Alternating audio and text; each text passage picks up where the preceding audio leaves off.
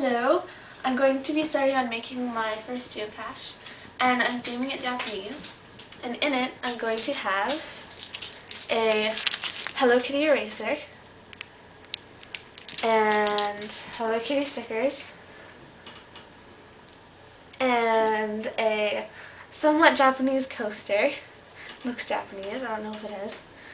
A couple of chopsticks, and what looks like a Japanese doll.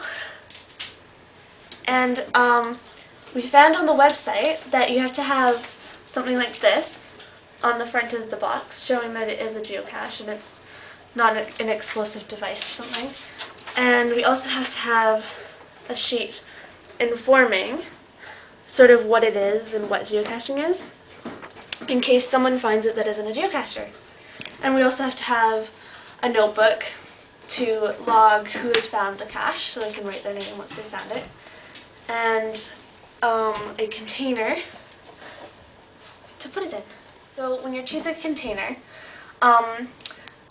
you want to make sure it's waterproof and that it's not too big that it won't fit somewhere that you can't really hide it, you know.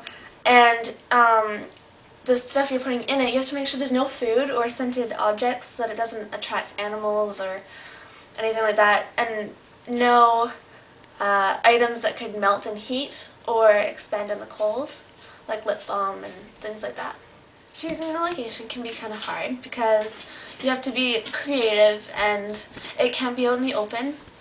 And at first, I'd wanted to hide it near a flower shop, a Japanese flower shop. But after reading the guidelines on the website for geocaching, it turned out that it seems too commercial to hide it there. So I looked up flowers, Japanese flowers, online, and I came up with sakura, which means cherry blossom. And just so happens that in the neighborhood I live in, there's a lot of cherry blossom trees, so it works out. So I'm going to hide my geocache near a cherry blossom. So I found a spot where I'm going to hide my geocache, and I found a very beautiful cherry tree. And it's at a bus stop, so when people are trying to look for it, the geocachers, they can kind of just look like they're waiting for the bus or something. It's not too obvious. And I'm going to hide it behind some ivy, and that way it's not damaging too much wildlife. So I'm going to sneak it in here.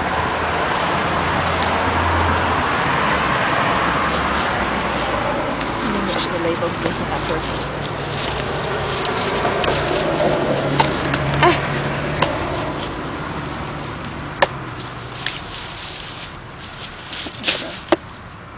There we go. Now I'm going to mark the spot of the geocache. So first we'll mark. Now it's showing me exactly where I am on Earth and all the coordinates and things. So the coordinates are very important for the geocache because it's going to help other people to find it.